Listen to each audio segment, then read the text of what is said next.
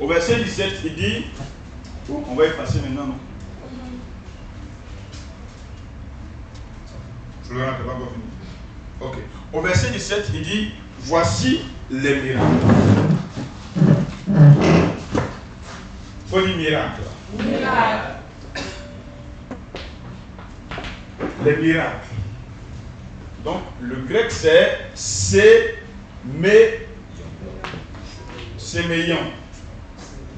Séméion. Et donc, séméion, ce sont des signes, des marques. On dit signe, virgule, marque. Dis Amen. Amen. Chaque entreprise a sa marque. Chaque personne a sa marque. Quand on voit la marque, on sait que c'est telle entreprise. Si on voit la marque de Orange, on connaît. La marque de MTN, on connaît. La marque de Coca-Cola, on connaît. Quand tu vois que ça, c'est Coca-Cola. La marque permet d'identifier quelque chose. Donc quand on voit ça, automatiquement, on sait que c'est ça. C'est ce que séméion veut dire. Dis Amen. Amen. Et il y a des personnes, dès qu'on les voit, automatiquement on voit leurs parents. C'est la même chose. C'est la marque. Dès qu'on te voit, on sait automatiquement ce que tu représentes ou ce que tu es. C'est un signe. C'est un signe. Quand on voit ça, alors on voit ta marque. On sait ce que tu es. Dis Amen. Amen. Philo, ça va? On dit préparez-vous. Si on dit paix, tout le monde court. Dans le paix, là, c'est quoi? C'est le signe que tout le monde doit entendre.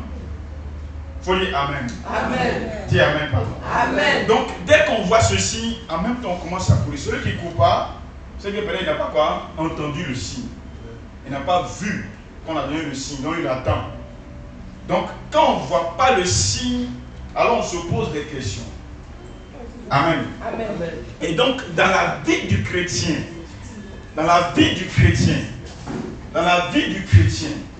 celui qui croit doit avoir un signe sur lui, doit avoir une marque sur lui. Et cette marque-là, c'est ce que nous sommes en train de voir. Si on ne voit pas cette marque-là, c'est que tu es quoi? Tu es condamné. Condamné, ça veut dire que tu n'es pas sauvé. Tu es séparé du salut. Tu es séparé de la guérison. Tu es séparé du miracle. Parce qu'on ne voit pas le signe sur toi. Il faut qu'on voie le signe. Le signe. Le signe. Le signe.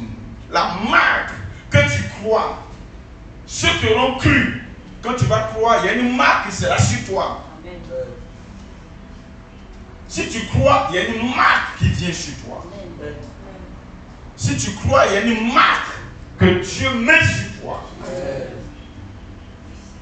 Partout où tu vas, cette marque-là est sur toi.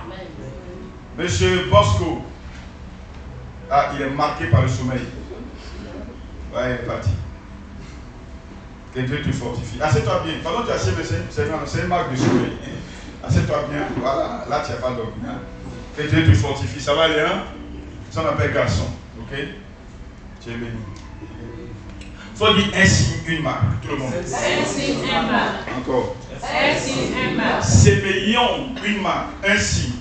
On voit une marque. Dis Amen. Amen. Quand on regarde automatiquement, la marque attire l'attention. La marque attire les yeux. La marque fait réfléchir et on sait automatiquement que voilà, eux là ils croient. La Bible dit, les gens étaient étonnés, disaient que Jésus était un imposteur. Jésus n'est pas un faux prophète. Et Jésus les a posé une question. Amen. Amen. Les paralytiques s'élèvent, les miracles se produisent, les malades sont guéris. Donc si vous ne croyez pas en moi, mais au moins croyez quoi? Les signes, les œuvres que je fais. Est-ce que quelqu'un qui ne vient pas de Dieu peut faire ça? Dis Amen, pardon. Amen. Donc quand on voit les signes, alors on sait que tu crois. Mais quand on ne voit pas les signes, alors on se dit que toi, tu es quoi? Condamné. C'est que tu ne crois pas. C'est pourquoi je vous ai toujours dit, et je répète ça encore, ne vous laissez pas distraire. La foi n'est pas quelque chose que on pense qu'on a et puis on ne voit pas ça dans ta vie. Quand tu crois, on doit voir des signes de ta foi. Amen. Amen. On dit donc que voici les miracles qui font quoi? Accompagneront. Accompagner.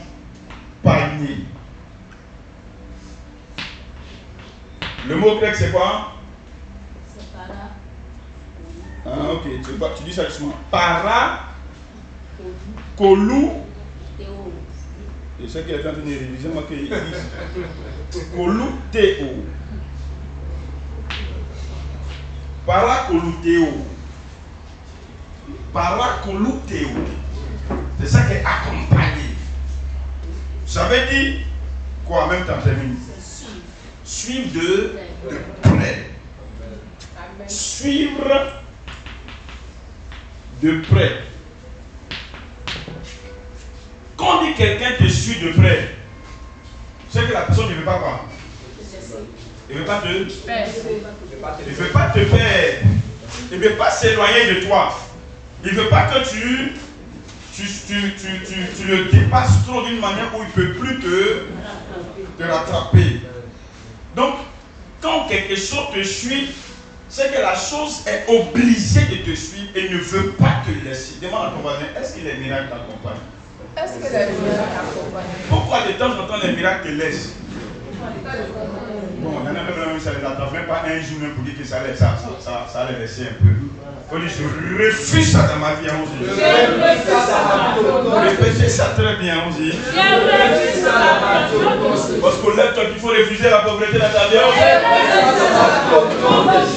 Parle fort, tu n'as pas bien parlé comme ça. Je refuse ça dans tu as parlé en fait, j'aime ça. Je refuse ça dans pas comme ça, je refuse la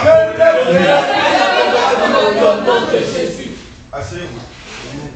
Paracoluteo, ça veut dire suivre de près, être rapproché, être collé. Excusez-moi du mot, elle dit singom tazan. Collé serré.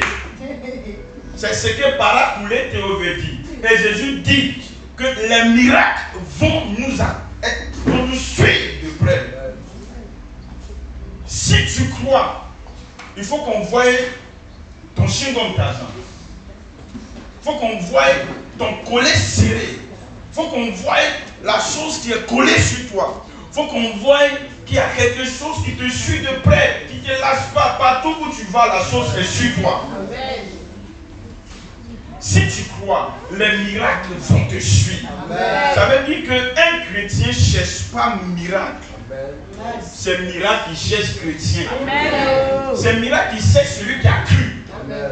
Un chrétien ne se promène pas d'église en église pour chercher délivrance. Amen. Ou délivreur. C'est les démons qui te suivent partout où tu vas. Amen. Vous n'avez pas dit Amen. Amen. C'est la preuve que tu ne crois pas. Que tu n'as pas cru. Parce que si tu as cru, on doit voir les choses te suivre, qu'on appelle miracle. Amen. On doit voir une marque sur toi. Amen. On doit voir un signe sur toi. C'est ce qu'on appelle miracle. Donnez-moi un bon Amen. Amen. Aidez-moi, dites Amen bien. Amen. Alléluia. Amen. Donc, si tu ne vois pas les miracles te suivre, il ne faut pas aller loin. Ce n'est pas une affaire de ton pasteur, ton église ou quelqu'un. C'est une affaire de est-ce que tu crois. Parce que si tu crois, on dit voici les miracles qui accompagneront ceux que l'on cru. Parce que le verset 17. C'est écrit. Et c'est Jésus lui-même qui a dit. Je respecte toutes les paroles de Jésus. Moïse a parlé dans la Bible. David a parlé. Ça, non, on parlait même pour Jésus, là, il fait attention à ça. Jésus dit quoi? Verset 17, Marc chapitre 15, chapitre 16.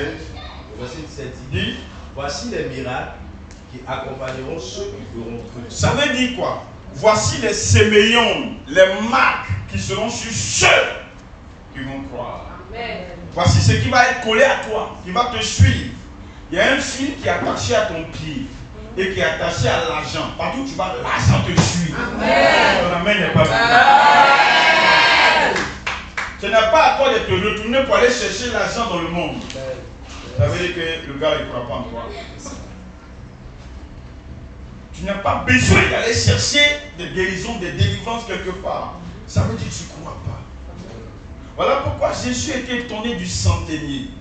Viens, dis un mot et mon serviteur sera guéri. Et il dit, allons, il a prié. Il dit, non. Un mot suffit. Amen. Un mot suffit. Amen. Et mon serviteur sera guéri. Amen. Est-ce que vous comprenez l'affaire? Amen. Si tu rentres ici, que tu veux un miracle, tu veux une prière, et puis le pasteur dit, il faut aller, c'est pas grave, va, il faut aller, ne t'inquiète pas, non, va, il faut laisser bien. J'ai vu seulement qu'il te fait tout, il t'énerve un peu, puis tu as fui. Mais la Bible dit, cette femme-là, Jésus dit non, il insulte chien, imbécile, elle dit, je suis là. On ne donne pas la bonne nourriture au chien. Moi, je suis chien. C'est pas grave, parce que insulte-moi. Mais je défini de m'insulter, allons t'as prié pour mon enfant. Amen. Nous, on va l'insulter tout, on va faire comprendre à tout en Mongo que le pasteur a dit les faux. Il m'a parlé, il va l'insulter. Et on va gâter, non, vite le pasteur a son nom est gâté. C'est déjà gâté. Pourtant la femme elle dit, peu importe ce que tu as dit. Si tu finis de parler là, on va voir. Tu as prié. C'est prier moi je veux. C'est pas de te juger qui tu es, comment tu parles aux gens, c'est pas ça. Je suis venu parce que je sais qu'il y a un problème sur moi. Interviens dans ma situation. Jésus dit non, il n'y a pas quelqu'un en Israël qui a une foi comme toi. En quoi ça envoie la foi? Quelqu'un qui t'insulte, qui te parle mal, qui veut te chasser de l'église, mais tu dis à la femme là qui croit, elle a la foi. Que Dieu fasse que vous ayez la foi. Parce que c'est la base de la vie sur la terre. Que tu viens à l'église, que tu ne vas pas à l'église, que tu sois païen, que tu sois quoi, que tu sois libanais, français, chinois, arabe, même sorcier, quoi. Pour que Dieu puisse lui donner un miracle dans sa vie.